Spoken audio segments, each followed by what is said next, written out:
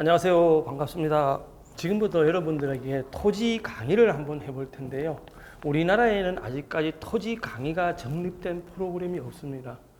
제가 이제 교보문고에다가 100억의 꿈이 시작됩니다라는 책을 발간하면서 토지를 어떻게 해서 돈을 벌까에 대한 내용을 저희들이 이렇게 정리해서 여러분들한테 보여드렸는데요. 이 책은 세 개의 큰 단원으로 나눠져 있는데 첫 번째 단원은 인생 역전 비법입니다. 이거는 토지를 어떻게 해서 돈을 벌까인가에 대한 설명입니다. 두 번째는 인문이라고 적혀 있는데 이 인문은 우리가 토지를 이제 투자를 하면서 기본적으로 알아야 될 사항에 대해서 이렇게 나열을 했고요. 세 번째는 용도 변경인데 토지 투자의 꽃은 용도 지역 변경입니다. 자, 우리가 보존 생산 관리 토지를 어떻게 계획 관리로 만들 수 있을까?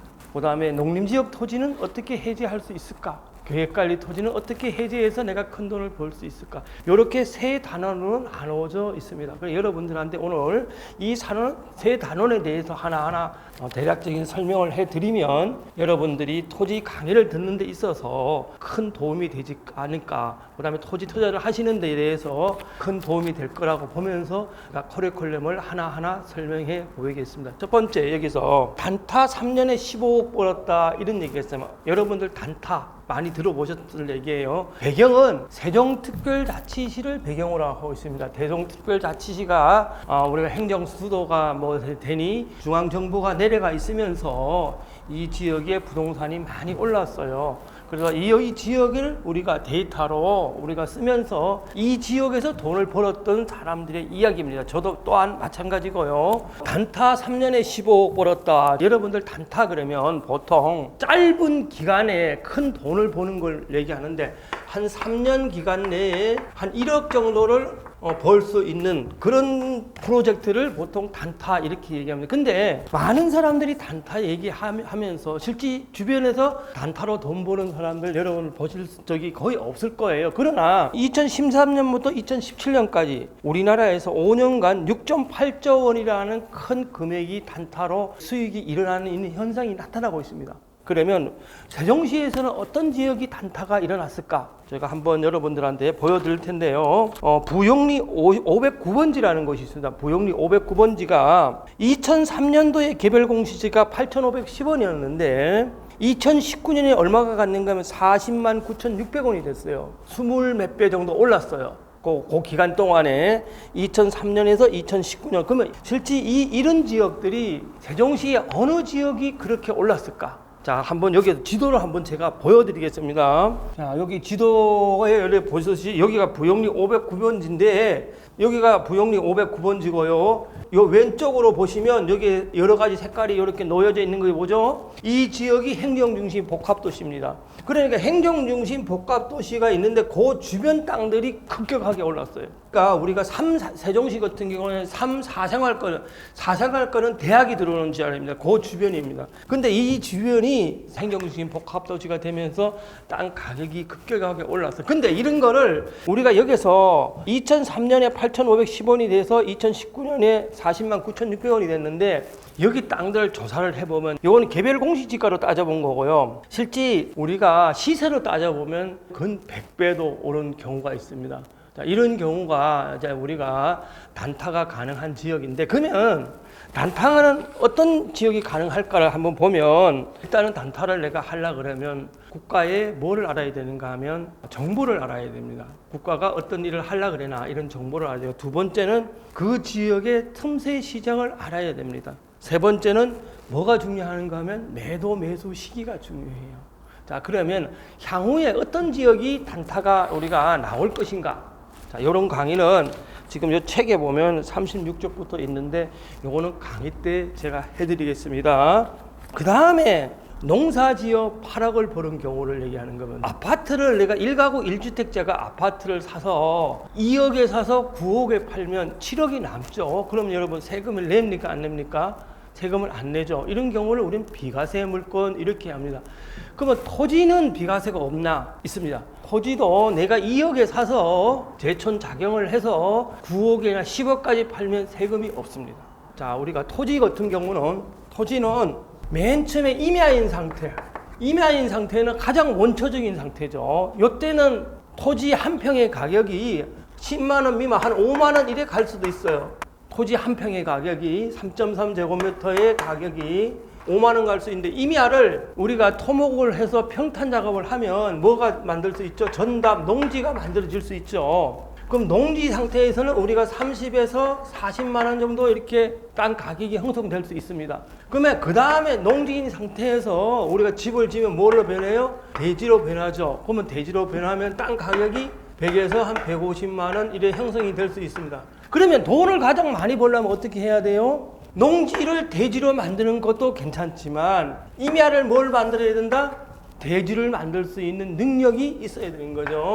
이렇게 하면 가장 돈을 많이 벌어요. 자 봐요. 근데 임야를 우리가 평탄 작업을 해 농지를 만드는데 비용이 얼마 들까요? 이 비용이 한 10만 원, 15만 원 든다고 가정을 하죠. 우리가 보통 이렇게 한 10만 원 든다고 치면 15만 원을 들여서 내가 30만 원을 40만 원을 팔면 25만 원을 벌죠. 여기서. 근데 요거를 또 대지를 만들면 우리가 이게 100만 원짜리 땅이 되니까 건물은 건물값대로 올라가고 자, 40만 원짜리가 100만 원이 됐으니까 한 60만 원 이게 또 볼 수가 있죠. 요렇게 우리가 땅의 용도를 자꾸 변형을 시켜야 여러분들이 돈을 벌 수가 있어요. 요런 방법을 저희들이 가르쳐 주는 게 강의가 토지 강의다. 이렇게 보시면 되고요. 여러분들이 이제 주택인 경우에는 내가 소유를 하고 거기 살아야 이제 내가 나중에 가격이 올랐을 적에 그 세금이 9억까지는 비과세죠. 근데 농지는 제촌을 하면 제촌이 뭔가 하면 농지 소재지에 살면 자경이 뭔가 하면 내가 농사를 지으면 자 이럴 경우에는 세금이 10억까지는 거의 내지 않습니다. 자 그런데 단 하나 뭐가 있느냐 하면 내가 농지 외 수입으로 이제 내가 어디 직장인이야. 근데 이분이 직장에서 한 달에 월급을 3,700만 원 이상을 받아 이러면 제촌 자경을 인정을 안 해줘요. 내가 벌이가 한 2천만 원 정도 된다, 3천만 원 된다. 이런 분들은 농사를 지어도 상관이 없습니다. 근데 공무원이나 이 직장인들이 3,700이 넘는 경우가 많죠. 이런 분들은 제촌 자경을 안 해주니까 이런 분들만 조심하면 되고 농지는 대지에다가 내가 농사를 지었어. 이것도 농지로 인정을 해줍니다. 자, 내가 시골에 땅을 샀는데 대지 한 200평을 샀어요. 근데 이거를 놀리지 않고 여기다가 농사를 지었어. 그러면 이것도 제촌 자경으로 인정을 해줍니다. 제촌 자경으로 인정을 해주니까 나중에 세금에서 자유로울 수 있죠. 우리는 근데 모든 대지를 농지로 인정해 주는 건 아니고 주거지역이나 상업지역, 공업지역 안에 있는 농지는 제외가 됩니다. 근데 이 제외는 읍면지역은 아니에요. 읍면지역 안에 있는 대지는 농사를 지어도 우리가 농지로 인정을 해줍니다. 그래서 우리가 제촌 자경을 하고 농사를 지었을 경우에는 농지도 10억까지는 세금을 안 내니까 우리가 투자로서 충분히 가치 있는 지역이 많고 두 번째는 세종시 같이 이렇게 부동산이 막 바람을 부는 이런 지역에 농지를 사서 이런 제촌 자경을 하면 여러분들이 큰 돈도 충분히 벌 수 있다 이렇게 생각하시면 됩니다. 우리가 이제 부동산을 투자하다 보면 부동산 투자에서 그냥 땅을 그냥 파는 것보다는 토지를 여러분들이 분할을 해서 팔면 2배의 이익을 남길 수가 있어요. 토지 분할로 돈을 버는 경우를 말씀을 드립니다. 우리가 이 1000평의 땅이 있어요. 이만한 1000평의 땅. 1000평의 땅이 있는데 지주가 이걸 40만 원에 팔아달라고 그래요. 그러면 1000평에 40만 원을 팔으면 4억입니다. 4억.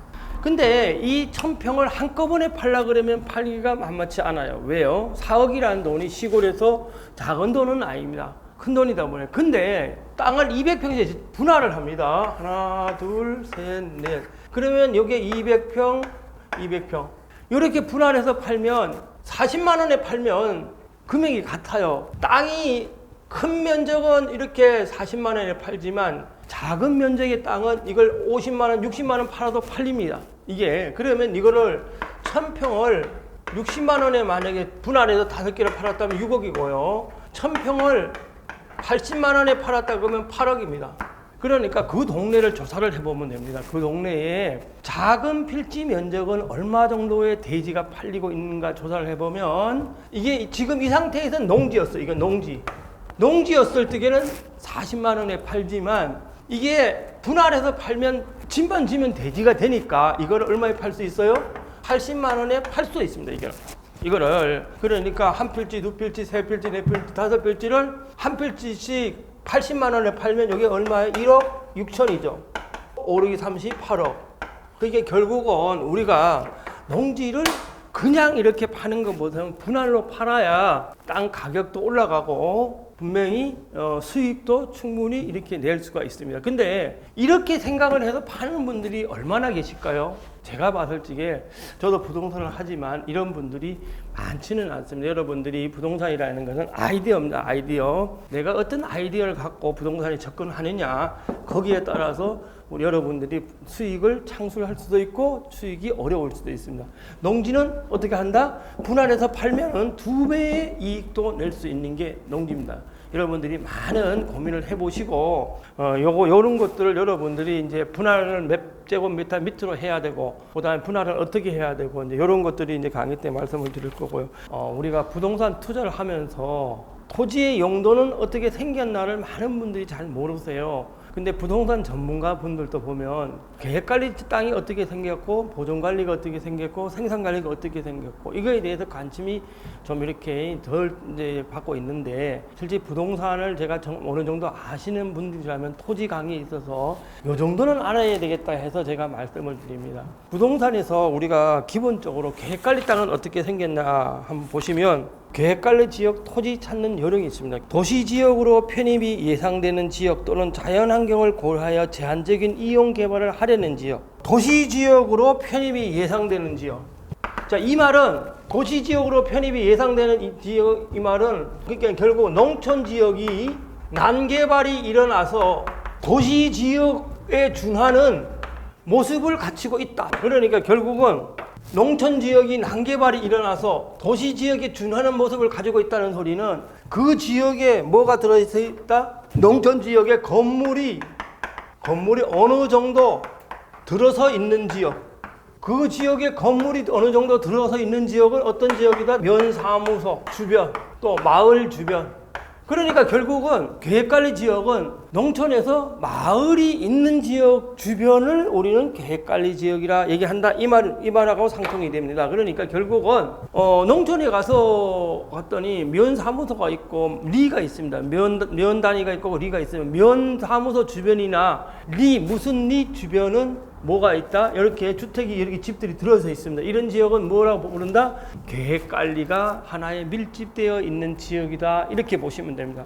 이 지역이 세종시 장군면 도결인데 이 지역이 주택들이 이렇게 들어서 있죠. 이 지역의 용도 지역은 뭐다?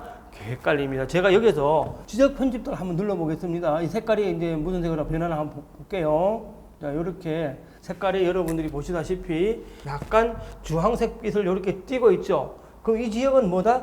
계획관리 밀집 지역입니다. 근데 여기 보시면 여기에 자연 취락지구죠. 계획관리에서 조금 더 진화된 상태를 보여주고 있습니다. 계획관리 지역에서 주택이 20호 이상 지역은 자연 취락지구로 지정이 되니까 이 지역이 또 자연 취락지구로 지정이 된 상태입니다. 그래서 하여튼 우리가 계획관리 지역은 농촌 지역에서 건물이 어느 정도 들어서 있는 지역을 계획관리 지역으로 한다. 이렇게 보시면 됩니다. 그런데 향후에 이런 계획관리 지역은 계속 계획관리 지역으로만 갈까? 자, 이런 지역이 나중에 도시지역으로 변합니다. 도시지역. 그러면 이 지역이 뭘로 변한다?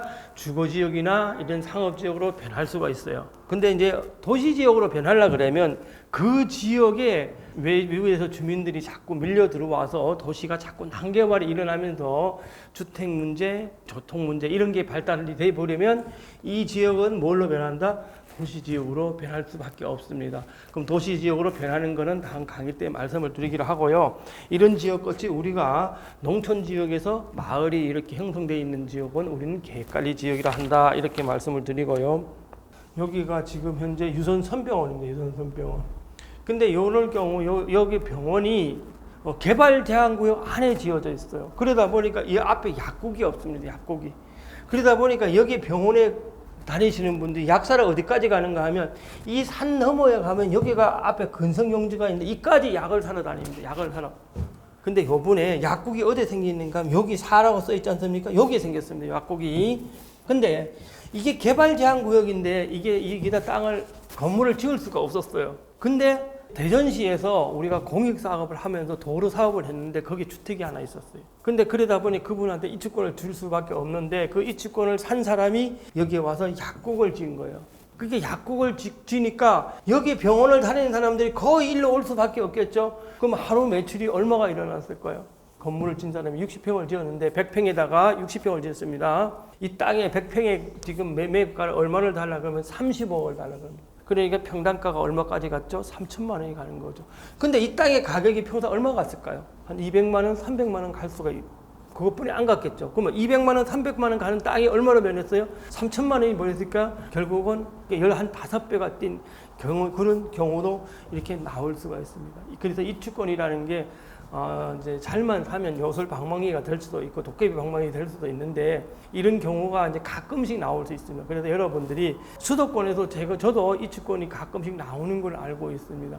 그래서 우리가 부동산 이제 강의를 저도 많이 하고 있지만 토지라는 거는 여러분들이 어떤 분야든 하나의 분야만 잘만 알면 여러분들이 재산 형성 과정에 늘려가는 과정에서 큰 도움이 될 수 있습니다. 자, 우리가 토지 용도 변경은 부동산이 꽃인데 아까 봤죠? 보존관리, 생산관리가 계획관리 되는 것, 농림지역이 해제가 되는 것, 개발제한구역이 해제가 되는 것, 이주권 이런 것들은 여러분들이 평생에 한 번만 여러분들이 잘 도전해서 여러분들이 성공만 한다 그러면 큰 부자의 꿈도 실현이 가능한 경우가 많습니다. 우리가 토지라는 건 여러분들이 지금까지 그냥 좀 어렵다 그래서 이제 좀 전문가가 하는 분야다 이렇게 생각해서 많은 분들이 좀 이제 접근을 덜 했는데 여러분들하고 제가 토지 강의를 하면서 여러분들하고 만나서 좀 더 좋은 소식 여러분들의 정보를 제공하고 여러분들이 돈 벌 수 있는 그런 꿈을 가질 수 있도록 제가 열심히 도와드리겠습니다. 토지 강의가 여러분들한테 많은 도움이 됐으면 하는 바람에서